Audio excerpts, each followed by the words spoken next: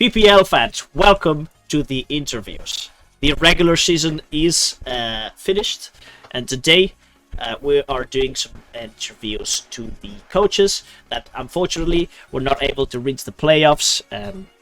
As we interviewed him in the preseason, once again with my very good friend Lars here and esteemed boss man in the GPA. Here at the PPL, the season for Lars comes to an end. Lars, welcome to the interview, my friend. Yeah, thank you for having me here again.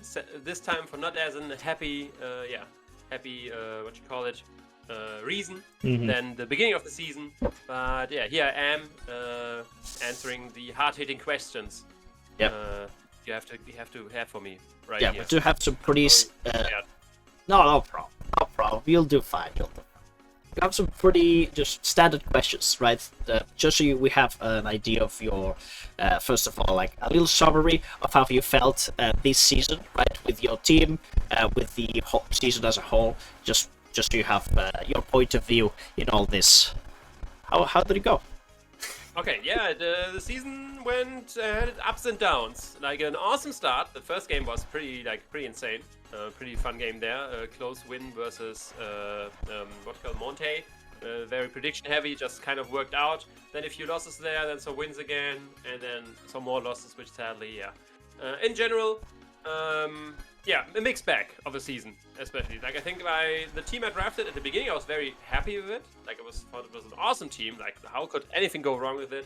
During the season, like people already mentioned some flaws in the beginning. I didn't took too seriously, but overall, I probably have to agree that it was too passive, reactive, something like that. Like too defensive, and that way I already talked about a little bit about that, but I wasn't able to get with defense you can't get that creative than with offense. You usually have a too offensive team and have to get creative. Okay, how can I somehow check this if I want to defensively check something?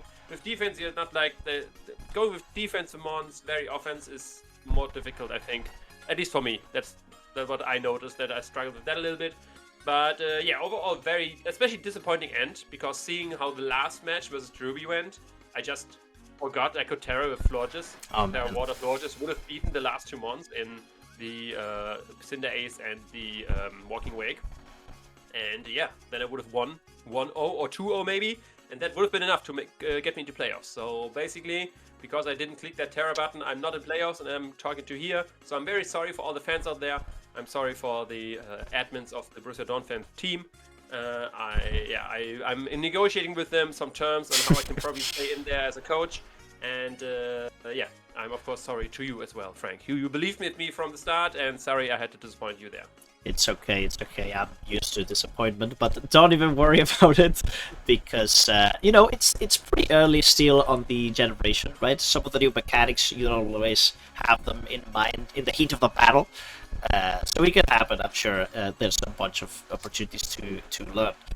I'm assuming this would be like the worst moment of your season, I would say, for you. Or is there any worst moment? I wanted to ask you as well, in a more positive note, a better moment, right? The best moment. Okay. Yeah, I think the worst moment was for sure not the match itself, because in the match I was saying, oh goddamn, I lost. But the worst moment was when I noticed. Yeah. Didn't notice during the match that I forgot Terra. It was like after the match, I was like editing it, I was looking over, and then the Terra button was there on the screen. I was like, wait a moment. I was Terra Water.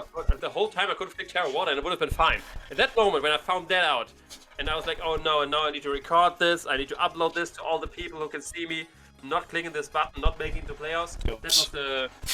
That was the most terrible moment, to have like such a brain fart and then notice that.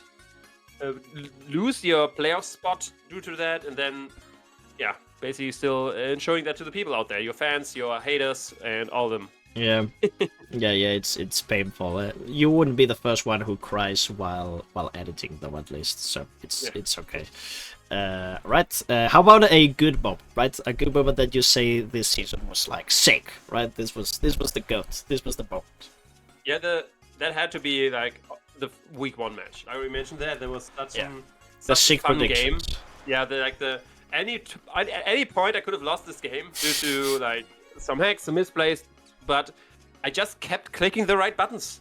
Yep, for some reason, and it was such a hype moment that every time, I can try to dissect like what the proper thing is, but in the end it's just a 50-50. I just have to decide with the gut. You can't go with logic there, and it just kept working out, and again and again and again. It was such a probably pretty frustrating for my opponent, which I could imagine, but being on the other side, it was a very hype and very fun moment to just keep being right throughout the game in such a scenario.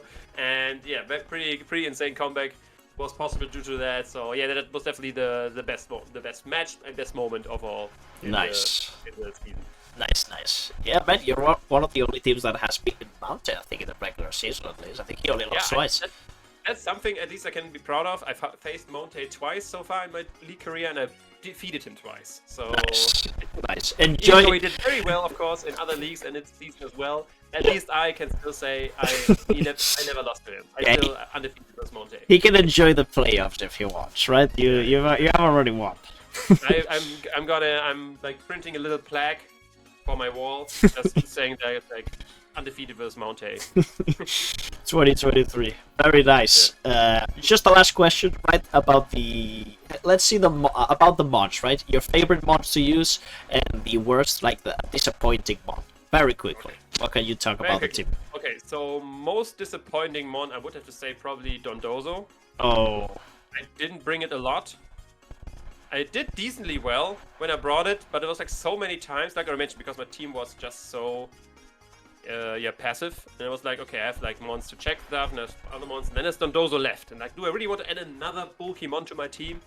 And it just never really worked out. As a bulky water, I usually prefer to use Terra Water Florges if I needed that, because it had more offensive pressure. Except at the last match, right? And that's the last match. I brought Dondozo in that match as well, but they had died very early. Damn. But yeah, Dondozo I would say was the most disappointing, because it was rather expensive. Like, it was 12 points, so it's not like it's a very low tier mon where I don't expect it to do much. But for a 12-point mon, it should have done more. Yep. It might have due to my team structure that I had so many bulky mons, and Dondozo just didn't fit there as well. But yeah, that's where the disappointment comes from. Like, high cost, and then what I got actually out of that in the season, not that much. Now about the other side, right? Well, it's if Dondozo was the disappointment, what was the surprise, or what felt good to use? Okay, so the big surprise, there was no. So the ones I enjoyed to use the most were the free Terra Florges, which mostly was due to Terra, because usually if you draft Florges, it's gonna be it's very especially bulky, it's gonna be physically bulky sometimes, and then wish shenanigans, blah blah blah. But due to it being a Terra mon, I got so many like offensive ways with it, like the Trailblaze set versus Grey was pretty awesome. I could go very offensive with that, and that was a lot of fun.